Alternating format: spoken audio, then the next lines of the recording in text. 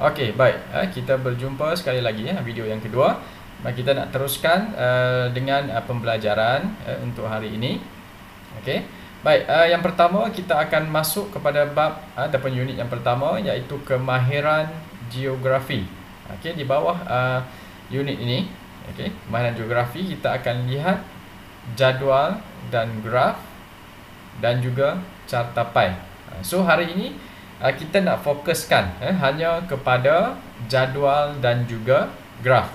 Cartapai kita akan belajar pada pembelajaran yang seterusnya. Okey, baik. Kemahiran geografi dalam bahagian ini.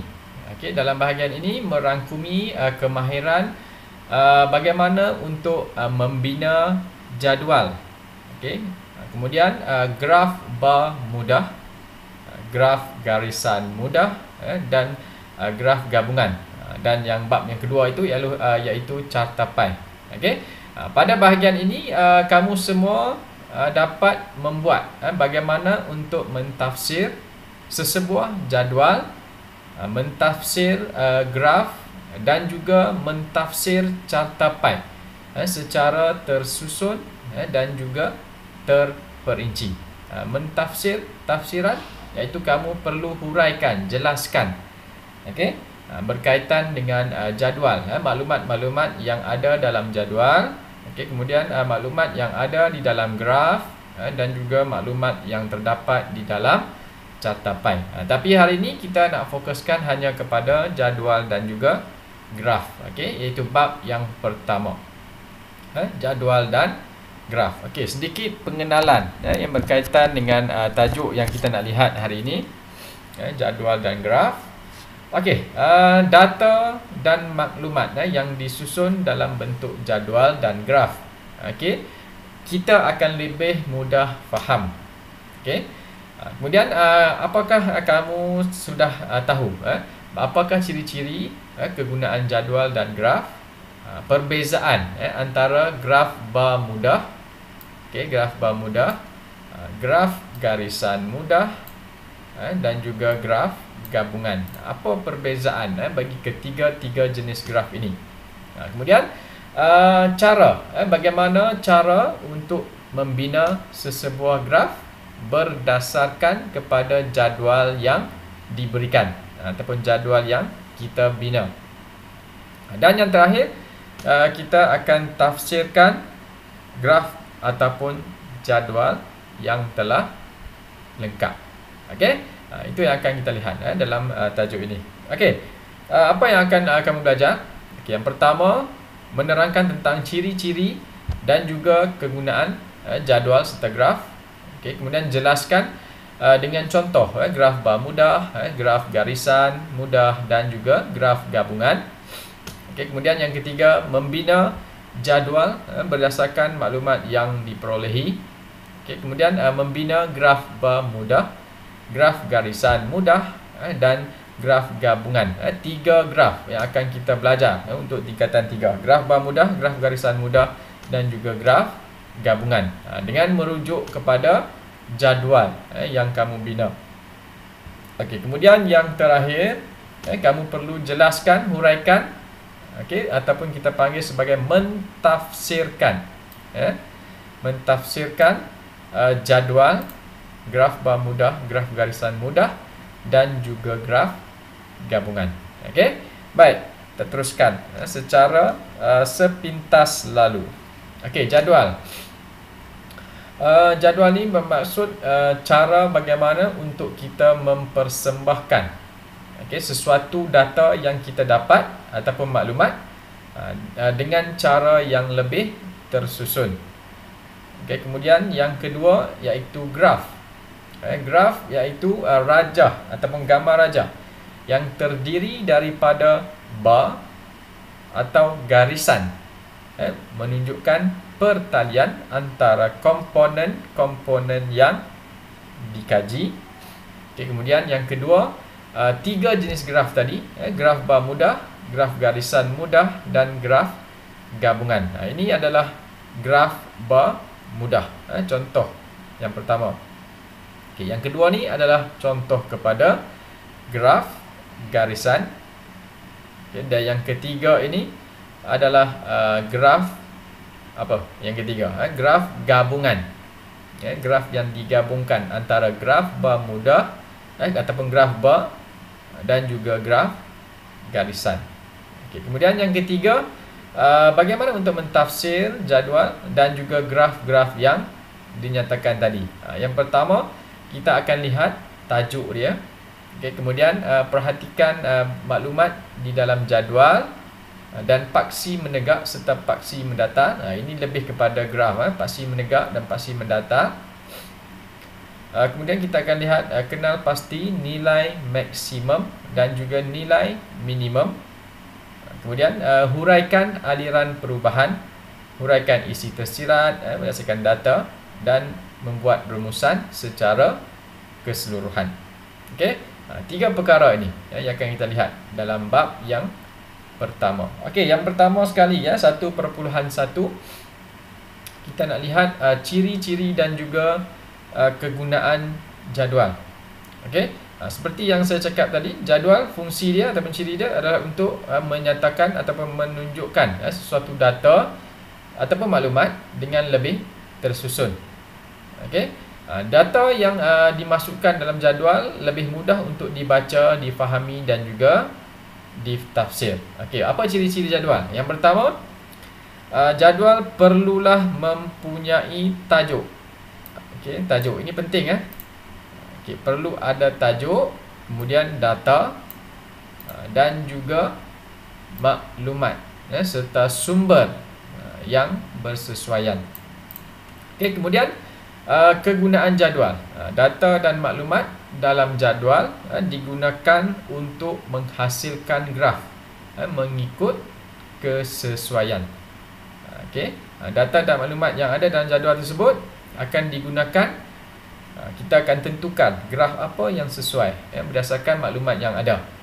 Okey, kemudian yang kedua, digunakan untuk melihat perbezaan ataupun perubahan dan juga pertalian antara dua set maklumat, dua jenis maklumat. Okey, kemudian yang ketiga, pengkelasan maklumat dalam jadual adalah lebih tersusun, mudah menarik perhatian orang-orang ramai untuk melihat sesebuah ataupun satu-satu data yang diperolehi. Okey, itu kegunaannya. Baik, kita lihat contoh dia. Contoh jadual yang pertama. Okey, contoh jadual 1. Tajuk dia, ingat tadi yang atas tadi. Tajuk, data dan maklumat ataupun sumber. Tajuk dia, jumlah hujan bulanan di Kuala Pilah. Okey, jumlah hujan bulanan di Kuala Pilah Negeri Sembilan pada tahun 2016. Itu adalah tajuk. Okey, tajuk. Okey, kemudian data. Data adalah di sinilah. Tahun dan juga bulan dan jumlah keseluruhan. Tahunnya 2016. Kemudian mengikut kepada 12 bulan, Januari sehingga bulan Disember. Dan jumlah keseluruhan jumlah hujan. Okey, dimasukkan dalam jadual. Kemudian yang terakhir tadi,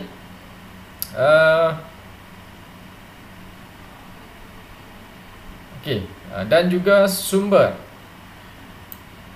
Okey, sumber ini merujuk kepada dari mana kita mendapat maklumat yang kita masukkan daripada dalam jadual tersebut.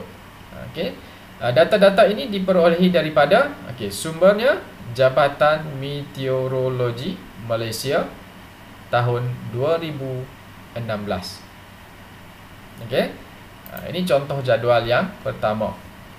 Okey, kemudian contoh jadual yang kedua. Okey, tajuknya Sukan Kegemaran murid lelaki tingkatan 3 alfa pada tahun 2016. Ini tajuk bagi jadual yang ada di bawah. Okey, kemudian maklumat yang ada dalam jadual ini iaitu data dan maklumat. Okey, data dan maklumat merujuk kepada jenis sukan kegemaran, dan juga bilangan murid ataupun bilangan orang. Okey, jenis sukan yang dinyatakan badminton, pingpong, bola keranjang, bola sepak, sepak takraw, dan jumlahnya yang seperti yang dinyatakan. Okey, dari mana kita dapat maklumat ini? Dari mana dia dapat? Okey, dia menjalankan soal selidik di dalam kelas 3 alfa. Sumbernya perlu tulislah daripada soal selidik. Okey. Okey, saya harap kamu jelas setakat ini berkenaan dengan jadual. Okey. Baik, yang seterusnya, kaedah mengumpul maklumat. Bagaimana kita nak dapatkan maklumat? Okey, terdapat beberapa kaedah yang boleh digunakan untuk mengumpul maklumat. Antaranya melalui kaedah pemerhatian, temu bual, banci, soal selidik, dan juga melalui rujukan ke perpustakaan. Okey. Ini ingat lagi yang saya cakap tadi, kajian lapangan yang kamu perlu buat untuk tingkatan 3. Ini adalah kaedah-kaedah yang boleh kamu pilih untuk menjalankan kajian lapangan tersebut. Okey, kita akan lihat bagaimana kaedah-kaedah ini dijalankan. Okey, yang pertama, kaedah pemerhatian, iaitu pengumpulan maklumat yang paling mudah, cepat untuk dilakukan. Okey, maklumat yang dikumpulkan dapat diperolehi melalui pemerhatian, iaitu kita melihat dan juga mencatat. Pemerhatian dan mencatat perkara yang berkaitan tentang maklumat yang kamu hendak kumpulkan. Okey, itu bagi kaedah pemerhatian. Okey, kemudian kaedah yang kedua, kaedah temu bual. Okey, temu bual ini adalah secara lisan. Kamu perlu dapatkan maklumat secara lisan melalui perjumpaan ataupun soal jawab dengan responden ataupun dengan orang yang kamu nak dapatkan maklumat tersebut. Okey. Kaedah ini sesuai untuk mengumpul data atau maklumat yang berkait dengan berita, pendapat ataupun nasihat. Okey, dia lebih sesuai kepada 3 maklumat ini, berita, pendapat ataupun nasihat. Kemudian cara banci. Banci adalah kaedah pengumpulan maklumat yang berkaitan dengan jumlah yang dihitung. Okey, contohnya seperti Jabatan Perangkaan Malaysia. Mereka menggunakan kaedah ini bagi menghitung jumlah penduduk di Malaysia, okey, yang datang dari rumah ke rumah. Dan sekarang banci telah dijalankan secara online juga. Okey. Kebiasaannya maklumat yang mereka dapatkan adalah umur, pekerjaan, pendapatan, bangsa dan juga jantina. Okey, kemudian kaedah soal selidik. Soal selidik ini dilakukan dengan perlu sediakan borang. Kamu perlu sediakan borang soal selidik kepada dan diedarkan kepada orang ramai. Orang ramai akan isi, kemudian kamu akan kumpulkan semula borang tersebut, barulah kamu dapat analisis maklumat yang diterima. Contoh borangnya seperti ini. Okey, tajuk, nama kelas, kemudian maklumat yang hendak kamu perolehi. Kemudian rujukan ke perpustakaan. Okey, kaedah rujukan ke perpustakaan ini adalah kaedah untuk kamu cari maklumat yang dilakukan dengan merujuk bahan-bahan yang telah diterbitkan, seperti buku, majalah, risalah, akhbar, laman web, ataupun maklumat yang dirakamkan dalam CD dan sebagainya. Okey, ini yang berkaitan dengan kaedah untuk mengumpul maklumat. Okey, baik. Kemudian yang seterusnya, kita nak lihat pula kepada graf. Tadi kita dah lihat kepada tentang jadual. Okay, sekarang kita nak lihat kepada graf. Baik, graf. Graf iaitu data boleh dipersembahkan dalam pelbagai bentuk graf. Tetapi untuk tingkatan 3, kita nak lihat kepada 3 jenis graf tadi. Graf bar mudah, graf garisan mudah, dan juga graf gabungan. 3 graf ni sahaja untuk tingkatan 3.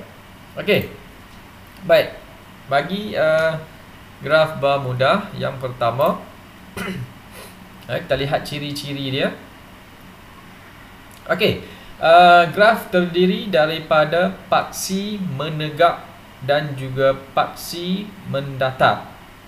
Okey, kemudian ada tajuk dan juga petunjuk. Seperti yang ada di gambar rajah ini.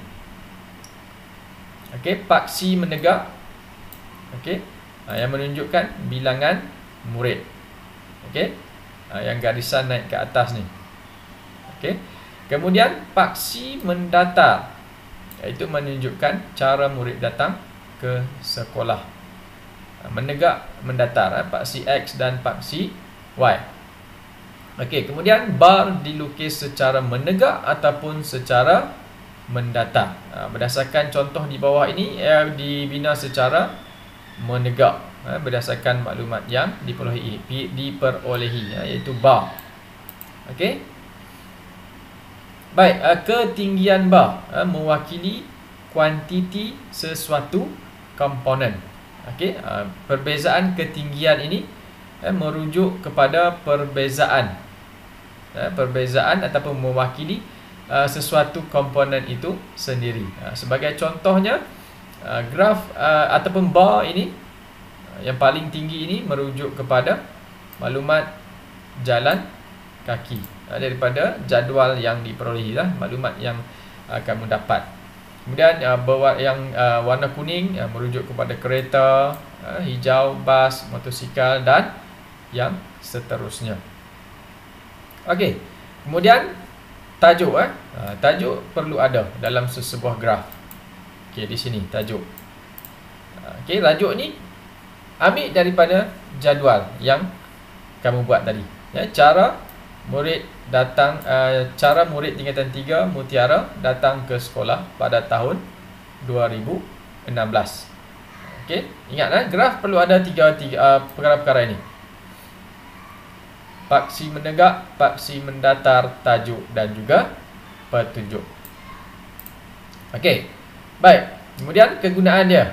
Graf digunakan untuk mempersembahkan data yang boleh dikira, contohnya seperti orang, kereta, rumah dan lain-lain. Ini kegunaan graf. Data yang boleh dikira. Okey. Graf juga digunakan untuk menunjukkan perbezaan antara komponen yang dikaji. Seperti tadilah, cara murid yang datang ke sekolah menunjukkan perbezaan. Ada yang banyak, rendah, yang paling rendah dan sebagainya. Okey. Itu adalah graf bar mudah. Okey. Baik, kemudian graf garisan mudah yang kedua. Okey, graf garisan mudah ni pula bagaimana? Kamu boleh lihat pada contoh gambar tadi ya. Baik, graf dilukis secara garisan yang panjang, iaitu dalam gambar ni garisan yang panjang. Okey. Kemudian garisan yang curam menggambarkan perubahan yang besar, manakala garisan yang landai menggambarkan perubahan yang kecil. Contohnya di sini, ini dikatakan sebagai satu garisan yang agak landai sahaja. Okey, jika di sini tiba-tiba dia menurun kepada di bawah ini. Okey, bagi tahun 2010 contohnya, 12,000 orang. Okey, kemudian tiba-tiba graf itu turun mendadak hingga bukan 12,000, 12 juta, 12 juta orang. Kemudian tiba-tiba turun kepada 7 juta. Itu menunjukkan kepada perbezaan yang mendadak, perubahan yang besar. Okey, kemudian kegunaannya, graf menggunakan garisan untuk menunjukkan sesuatu perkara yang mengalami perubahan jumlah atau nilai yang berterusan. Okey, kemudian data yang dipersembahkan menggunakan graf garisan Okey, kebiasaannya maklumat min suhu bulanan. Okey. Kemudian perubahan penduduk. Okey. Jualan barang-barangan ataupun produk dan juga pengeluaran hasil tanaman. Ini kebiasaannya. Kebiasaannya graf garisan ini merujuk kepada maklumat-maklumat seperti ini. Okey. Min suhu bulanan berkaitan dengan suhu, perubahan penduduk, jualan barangan, produk, pengeluaran hasil tanaman dan sebagainya, yang sesuai dengan penggunaan graf garisan. Okey. Sebagai contohnya, jangan lupa setiap graf perlu ada tajuk. Okay. Sebagai contoh di sini, guna tenaga dalam sektor ekonomi di Malaysia dari tahun 2010 hingga 2014. Okay. Kemudian paksi menegak ini menunjukkan kepada guna tenaga ataupun jumlah pekerja dalam sektor ekonomi. Bagi paksi yang mendatar ini merujuk kepada tahun. Okay. Kemudian sumbernya daripada mana? Sumber Jabatan Perangkaan Malaysia 2014. Okay, ikut tahun lah, berdasarkan kepada jadual maklumat yang diperolehi. Bina graf. Kalau buat graf garisan, okay. Bina graf paksi X, paksi Y. Kemudian masukkan data dan maklumat tahun. Kemudian bolehlah mula buat graf garisan. Okey. Baik, yang seterusnya graf gabungan. Ini digabungkan graf bar dan juga graf garisan. Okey, ciri-ciri dia. Yang pertama, graf itu digabungkan antara graf bar mudah dan juga graf garisan. Okey, dia menunjukkan dua maklumat. Itu sebab tu dia digabungkan antara graf bar mudah dan juga graf garisan. Dia nak gabungkan dua jenis maklumat dalam satu graf. Itu kegunaan dia, ciri-ciri dia. Okey, baik. Menunjukkan kepada perubahan ataupun perbezaan antara dua perkara yang mempunyai kaitan. Sebagai contohnya, suhu dan juga hujan yang berkaitan, berkaitan suhu dan juga hujan. Kemudian harga jualan dan juga pengeluaran. Ini contohnya. Okey, suhu dan hujan dan juga harga jualan dan pengeluaran. Okey, contoh kita lihat di sini. Okey, yang pertama perlu ada tajuk. Okey, tajuknya kita lihat apa maklumat yang ada dalam graf ini. Jumlah hujan dan min suhu bulanan di Bandaraya Kuala Lumpur pada tahun 2017. Di sini ada dua maklumat. Okey, iaitu jumlah hujan dan juga min suhu bulanan. Okey. Kemudian di sini perlu ada dua paksi menegak. Okey. Kerana kita perlu masukkan dua maklumat, dua data, iaitu jumlah hujan dan juga suhu bulanan. Okey. So kemudian di sebelah kiri, okey, paksi menegak di sebelah kiri ini menunjukkan jumlah hujan. Okey. Kemudian paksi menegak di sebelah kanan akan menunjukkan kepada suhu. Okey, dua maklumat di situ. Okey, kemudian paksi mendatar menunjukkan kepada jumlah bulan, 12 bulan. Januari, Februari, Mac, April sehinggalah bulan Disember. Okey. Dan juga sumbernya. Daripada mana maklumat ini diperolehi. Okey, bagi hujan, jumlah hujan kita akan bina dalam bentuk bar bagi 12 bulan daripada Januari hingga bulan Disember. Manakala bagi jumlah hujan tadi kita akan bina bar untuk menunjukkan jumlah hujan dan kita akan rujuk di sebelah kiri. Paksi menegak di sebelah kiri. Maklumatnya di sebelah kiri ya. Kemudian bagi suhu kita akan bina graf garisan. Okey, kita akan bina graf garisan dan maklumat-maklumat bagi suhu akan berada di paksi menegak di bahagian kanan. Dan jangan lupa untuk menulis ini dia punya maklumat, iaitu suhu dan juga hujan dalam unit apa. Hujan milimeter, suhu iaitu darjah Celsius. Okey. Ini adalah ketiga graf yang akan kamu buat, yang akan kamu belajar untuk kali ini.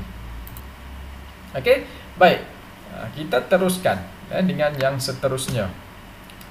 Bagaimana untuk kita membina jadual? Bagaimana untuk membina jadual? Langkah-langkah membina jadual. Okey, baik. Data dan maklumat yang diperolehi haruslah disusun dalam bentuk jadual supaya mudah dibaca, difahami dan juga ditafsir. Okey. Baik, kita lihat kepada jadual ini. Jadual 1.3, cara murid tingkatan 3 Mutiara datang ke SMK Orchid pada tahun 2017. Okey, ini maklumat yang diperolehi dalam kelas 3 Mutiara. Contohnya seseorang menjalankan ataupun mendapatkan maklumat berkaitan dengan cara datang ke sekolah bagi setiap murid yang ada di kelas 3 Mutiara. Okey, daripada pelajar yang pertama sehinggalah pelajar yang ke-30. Okey, ada pelbagai jenis cara datang ke sekolah, iaitu jalan kaki, menaiki kereta, basikal, bas dan sebagainya. Okey, bagaimana kita nak susunkan maklumat-maklumat ini supaya ia lebih tersusun dalam jadual. Okey, langkah yang pertama kita dapatkan maklumat ini dahulu. Yang pertama, kemudian kita akan bina jadual kekerapan. Okey, kamu akan buat satu lagi jadual ringkas. Yang pertama, kamu pula akan senaraikan cara datang ke sekolah. Kamu kenal pasti daripada jadual di atas apakah cara-cara yang ada di dalam kelas tersebut. Okey, setelah dilihat, disenaraikan pula cara menaiki bas, basikal, jalan kaki, kereta dan juga motosikal. Okey, kemudian kamu akan kira lah bagi setiap orang pelajar, okey, berapa orang yang datang dengan menaiki bas. Okey, kamu akan tanda 1, 2, 3, 4, okey, 5 cross. Okey, cukup 5. Kemudian tambah lagi, ada berapa lagi? 1, 2. So, ada 5, 6 dan juga 7. 7 orang murid cara menaiki bas ke sekolah. Kemudian kamu cek pula berdasarkan cara datang menaiki basikal, berapa orang yang ada di sini. Okey. Kemudian bina garisan kekerapan ini. 1, 2, 3, 4. Okey, nyatakan 4. Yang seterusnya jalan kaki, kereta dan juga motosikal. Okey, kemudian yang ketiga, kamu akan ringkaskan jadual tersebut dalam bentuk yang lebih mudah. So, kamu akan hilangkan bahagian kekerapan. Kekerapan ini dikeluarkan. Hanya tinggal cara datang ke sekolah dan juga bilangan murid yang menggunakan cara apa. Okey, pindahkan maklumat yang ada di sini ke jadual yang lebih ringkas, yang lebih mudah. Kemudian sumbernya, soal selidik. Soal selidik, kamu dah dapatkan maklumat di dalam kelas. So, itu adalah salah satu cara menjalankan kaedah soal selidik. Okey, baik. Yang seterusnya 1.4. Okey, langkah membina graf bar mudah, graf garisan mudah dan juga graf gabungan. Okey, yang pertama, membina graf bar mudah. Okey, berdasarkan jadual 1.5. Okey, jadual 1.5, cara murid tingkatan 3 Mutiara datang ke SMK Orchid pada tahun 2017. Okey, jadual telah diberikan maklumat telah diberikan. Okey, cara datang ke sekolah dengan cara menaiki bas, basikal, jalan kaki, kereta, motosikal. Kemudian bilangan murid orang, jumlahnya. Okey, semua ada dalam jadual ini. Okey, kemudian langkah untuk membina graf bar mudah. Bagaimana? Okey, kamu boleh rujuk pada buku teks kamu dengan lebih terperinci lah. Okey, yang pertama, langkah yang pertama, apa yang perlu kamu lakukan? Kamu perlu lukiskan paksi mendatar dan juga paksi menegak di atas kertas graf itu sendiri, seperti yang ada di dalam gambar rajah ini. Okey, paksi mendatar dan juga paksi menegak. Okey. Baik, kemudian paksi menegak iaitu menunjuk kepada bilangan murid. Okey, paksi menegak paksi menegak iaitu menunjukkan kepada bilangan murid. Paksi menegak. Yang mana paksi menegak? Yang menegak ke atas ni. Okey. Kemudian paksi mendatar menunjukkan cara murid datang ke sekolah. Okey, yang mendatar ke arah ini. Okey, ini mendatar. Dan ini menegak. Okey. Kemudian pilih skala yang sesuai untuk menunjukkan bilangan murid mengikut cara mereka datang ke sekolah. Tandakan skala pada paksi menegak. Okey. Skalanya di bahagian menegak di garisan menegak ini skala dia 1 cm mewakili seorang murid. Kamu perlu lihat kepada jadual ini. Adakah 1 cm seorang murid sesuai dengan graf yang kamu nak bina? Kerana jumlah keseluruhannya sehingga 30. Dan kamu perlu lihat juga yang paling tinggi berapa, supaya kamu tidak terlebih daripada kertas graf tersebut. Okey, itu yang kita katakan kamu perlu pilih skala yang sesuai. Okey, kemudian skala menegak 1 cm di pembaris kamu. Ukurkan 1 cm seorang. Kemudian 1 cm lagi 2, 3, 4, 5, 6, 7, 8, 9, 10 sehingga yang tertinggi di dalam jadual 12. Okey, langkah yang kedua. Lukiskan bar berikut mengikut cara murid datang ke sekolah. Satu bar menunjukkan satu cara kedatangan murid ke sekolah.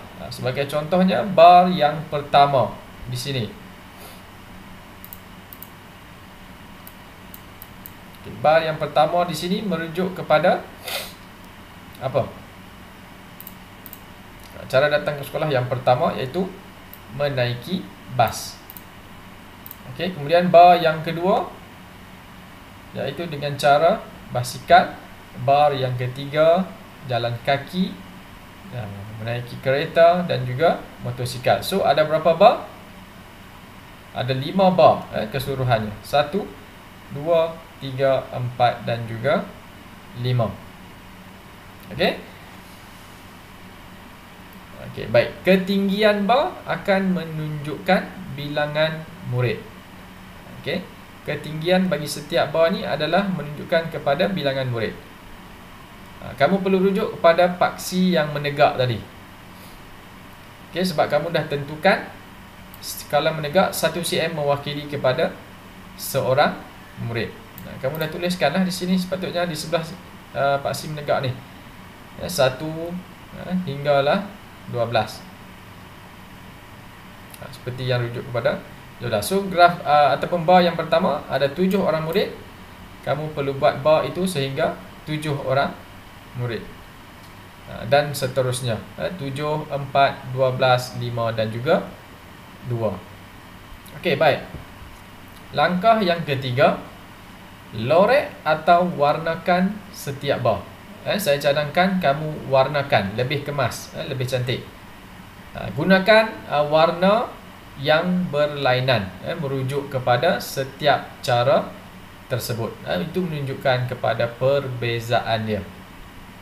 Okey, kemudian labelkan paksi mendatar, paksi menegak, skala graf, bar dan tajuk. Sediakan petunjuk bagi setiap bar, seperti yang ada di gambar rajah ini. Okey, kamu boleh lihat tajuk, kemudian paksi menegak merujuk kepada bilangan murid. Okey, kemudian paksi yang mendatar merujuk kepada cara datang ke sekolah, dan juga di sini adalah bahagian petunjuk. Petunjuk cara datang ke sekolah. Warna kuning merujuk kepada cara apa, warna biru caranya apa, dan seterusnya sehingga habis. Okey. Baik, ini adalah langkah-langkah bagaimana untuk membina graf bar mudah. Okey. Baik, yang seterusnya, bagaimana untuk membina graf garisan mudah dengan merujuk kepada jadual 1/6. Seperti tadi juga, tapi ini adalah graf garisan mudah. Okey. Tajuknya guna tenaga dalam sektor ekonomi di Malaysia dari tahun 2010 hingga 2014. Okey, merujuk kepada tahun 2010 hingga 2014. Ini menunjukkan jumlah guna tenaga. Okey, 11,900,000. Kenapa saya katakan 11 juta? Okey, sebab kita nak masukkan lagi 3 angka kosong di sini. Sepatutnya ada di belakang ni ada 3 lagi kosong. 1, 2 dan juga 3. Okey, sebab dia nak ringkaskan di dalam graf nanti. Okey, 11,900,000 orang, yang 2011 12,284,000 dan yang seterusnya. Okey. Baik. Bagaimana untuk membina graf garisan mudah pula? Okey, langkah yang pertama, lukiskan paksi mendatar dan juga paksi menegak di atas kertas graf, sama seperti graf bar mudah tadi. Okey, kemudian paksi mendatar akan mewakili kepada tahun. Paksi mendatar di bawah ni, okey, akan mewakili tahun 2010 hingga 2014. Okey, kemudian paksi menegak mewakili jumlah guna tenaga. Okey, inilah jumlah pekerja tadi, guna tenaga. Ini adalah merujuk kepada guna tenaga, iaitu penggunaan tenaga manusia, pekerja. Okey. Baik, kemudian kamu akan tentukan skala yang sesuai sekali lagi. Skala menegak, garisan yang menegak ni, okey, 1 cm, gunakan pembaris. 1 cm akan mewakili 1 juta orang.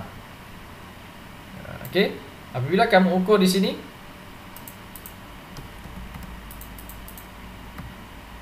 okey, di sini saya zoomkan sedikit. Okey, 1 cm akan mewakili 1 juta orang. Gunakan pembaris. Kemudian 1 cm yang berikutnya 2 juta. 1 cm yang berikutnya 3 juta, 4 juta, sehinggalah angka yang kamu rasakan sesuai dengan jumlah data yang ada di jadual ini. Yang paling tinggi berapa?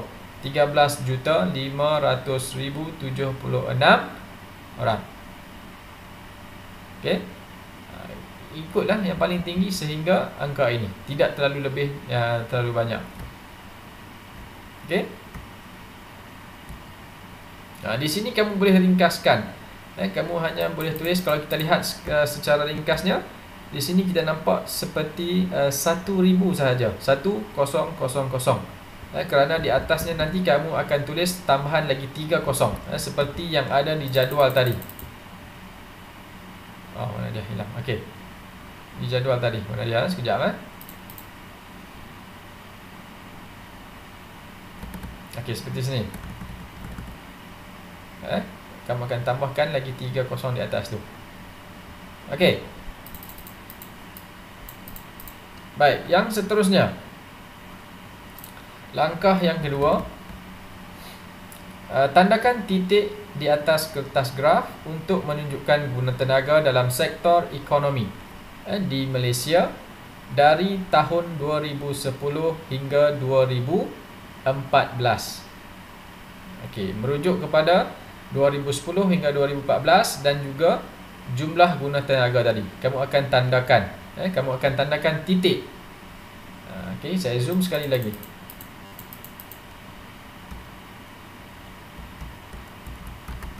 Okey. Baik, yang pertama pada tahun 2010. Okey, 2010 berapa jumlah yang kamu dapat di dalam jadual? Tandakan titik di kawasan ini. Kemudian 2011 berapa pula jumlahnya? Tandakan titik sehinggalah akhir. Okey, apabila kamu dah dapat sehingga akhir, okey, kamu akan tandakan titik di atas kertas graf untuk menunjukkan guna tenaga dalam sektor ekonomi dari Malaysia tahun 2010 hingga 2014. Okey, langkah yang seterusnya, langkah yang ketiga, kamu akan sambungkan semua titik tadi yang kamu tandakan dan dia akan membentuk satu garisan seperti ini. Okey, kemudian labelkan paksi menegak. Paksi menegak merujuk kepada apa? Jumlah tenaga kerja. Kamu boleh tulis orang. Okey, kemudian dalam kurungan tambah lagi 30. Itu akan menunjukkan jumlah juta. Sebab sini kamu hanya tulis 1000. Kalau kamu tak tulis 000 di sini tambahan, jumlah ini hanya akan menjadi 1000. Jika kamu tambah lagi dalam kurungan di sini 000, dia akan menjadi jumlah 1 juta, 2 juta dan seterusnya. Okey. Kemudian lihat kepada tajuk yang sesuai di atas graf. Guna tenaga dalam sektor ekonomi di Malaysia pada tahun 2010 hingga 2014. Masukkan tajuk di atas. Okey, ini simple. Graf garisan mudah ni simple. Baik, yang seterusnya membina graf gabungan. Okey, berdasarkan pada jadual ini. Graf gabungan, ingat dua jumlah maklumat. Okey, hujan dan min suhu bulanan. Dalam jadual ni ada dua maklumat, min suhu bulanan dan juga hujan, berdasarkan kepada bulan. Daripada bulan Januari, Februari, Mac, April sehingga bulan Disember. Okey. Baik, bagaimana untuk membinanya? Yang pertama, okey, saya zoomkan sedikit. Lukiskan paksi menegak dan paksi mendatas di atas kertas graf. Okey, ingatlah paksi menegak ada dua. Di sebelah kiri akan mewakili kepada jumlah hujan bulanan. Okey, jumlah hujan. Manakala paksi menegak di sebelah kanan akan mewakili kepada suhu bulanan. Okey, kemudian paksi mendatar akan merujuk kepada jumlah bulan daripada Januari hingga Disember. Okey. Baik, kemudian yang seterusnya, langkah yang kedua, kenal pasti nilai maksimum dan nilai minimum bagi kedua-dua maklumat, iaitu jumlah hujan dan juga suhu. Lihat pada jadual tadi lah. Yang paling tinggi berapa jumlah dia? Min suhu yang paling tinggi di sini berapa yang paling tinggi? Cuba kamu kenal pasti berapa jumlah suhu yang paling tinggi yang ada dalam jadual. Okey, 27.7. Betul? Okey, kemudian hujan pula yang paling tinggi berapa? 286. Okey, yang paling tinggi. Apabila dah kenal pasti yang paling tinggi,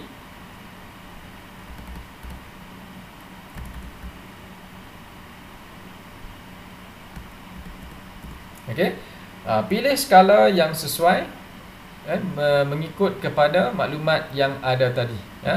Kamu perlu pilihkan skala yang sesuai. Okey, skala, tandakan skala untuk taburan hujan pada paksi menegak sebelah kiri. Sebelah kiri ni. Okey, kamu akan tentukan skala 1 cm akan mewakili berapa milimeter jumlah hujan. Itu yang kamu perlu tentukan dengan merujuk kepada jadual tadi. Kemudian paksi menegak di sebelah kanan, skala untuk min suhu. Dan dia kamu tak boleh bermula daripada bawah, kerana dia akan masuk ke dalam kawasan bar. Kamu agak-agak kawasannya di atas sedikit. Okey, contoh skala, skala hujan 1 cm mewakili 25 mm. Okey, manakala skala suhu 1 cm mewakili 5 darjah Celsius. Okey, itu contoh skala yang diberikan dengan berdasarkan kepada jadual ini.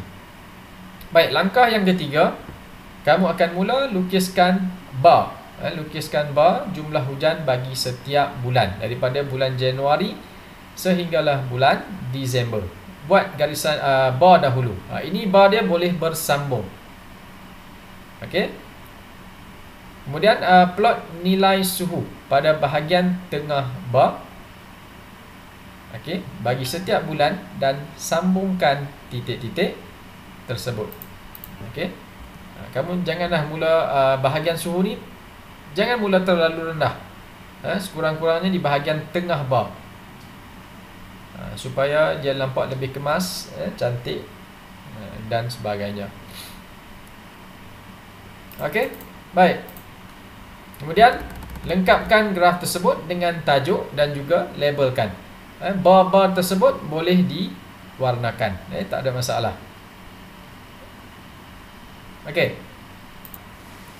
Okey, baik. Kemudian yang seterusnya, mentafsir jadual, graf bar mudah, graf garisan mudah dan graf gabungan.